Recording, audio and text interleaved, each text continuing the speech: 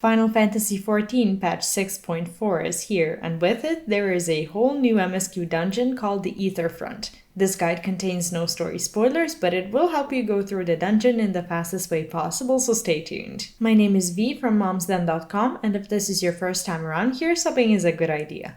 I make simple FF14 guides that'll answer some of your questions in no time and give you quick in-game wins. I also live stream on this channel quite a bit, so if you're a fan of awesome communities, in-game and other highlights, I'm sure I'll see you around. The first major boss you'll face is Endwalker, which is some sort of four-legged fish corrupted by the ether. The first ability to worry about is the upsweep, which is one of the main mechanics of the fight. The first time the boss uses it, it's just a party-wide AoE that hits a bit hard, so heal through it. Then we have Tidal Breath, when the boss cleaves half of the arena in the direction it's facing. Next up is Body Slam, which is nothing but a light-hitting party-wide AoE. This also creates small and large ice shards around the arena in random patterns.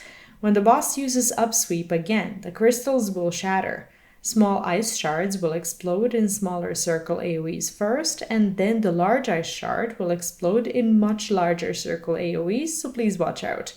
Then there's Flood's Tide, and the boss will mark every party member with a circle AoE called Water Sprout. All you need to do is spread out to avoid stacking damage.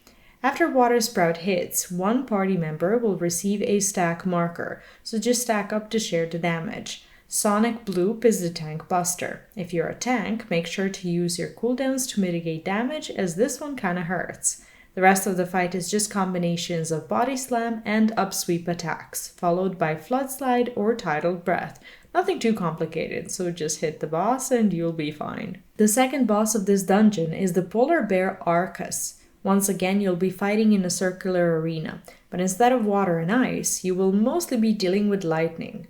Firstly, we have Spinning Claw, which is when Arcus begins to cast a circular AoE. At the end of the cast, it'll attack this particular place, creating 4 lightning paths radiating out from himself. These will very quickly resolve into large line AoEs that you should definitely stay away from. Then we have Lightning Rampage, which is essentially a quick series of 4 lightning leaps back to back. Lightning Claw is when one party member receives a stack marker, so all you need to do is share the damage, then spread out away from where the boss lands, as that region will explode with lightning.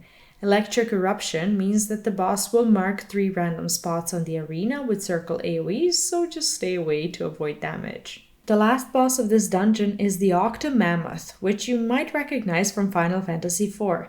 This battle takes place on 5 connected circular platforms around the boss, but that's okay. Firstly, we've got Tidal Roar, which is a party-wide AoE, and all you can really do is heal through it. Then we've got Octostroke. As the boss begins to cast this, its tentacles will submerge and then reappear around the arena. Each tentacle will attack with short cone AoEs in front of it once the cast goes off.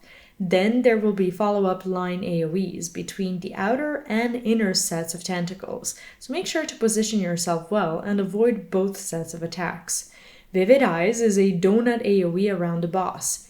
In order to avoid damage, you can either stay close to the boss or spread further out. With Saline Spit, the boss will mark the center of each circular platform, so just stay away from it. When it comes to Tidal Breath, the boss cleaves the entire battlefield in the direction it's facing, so just move behind it to avoid damage. For Telekinesis, Octomammoth tethers to 3 crystals on the outer edge of the arena.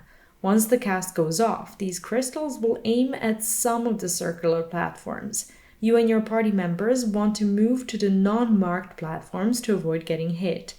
When it comes to Water Drop, the boss will mark every party member with a circle AoE, so just spread out to avoid stacking damage.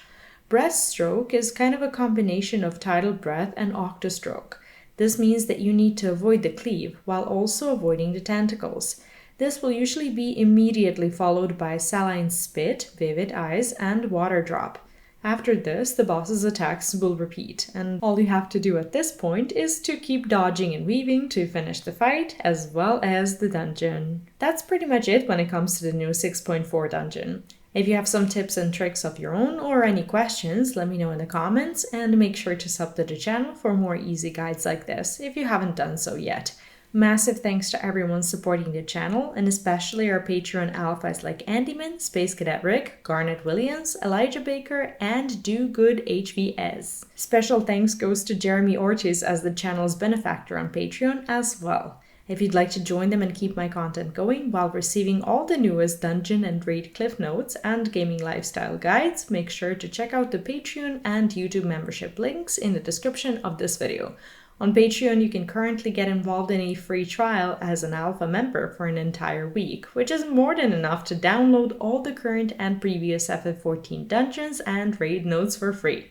Alright then, enjoy 6.4, have fun, and I'll see you in my next video. Bye bye.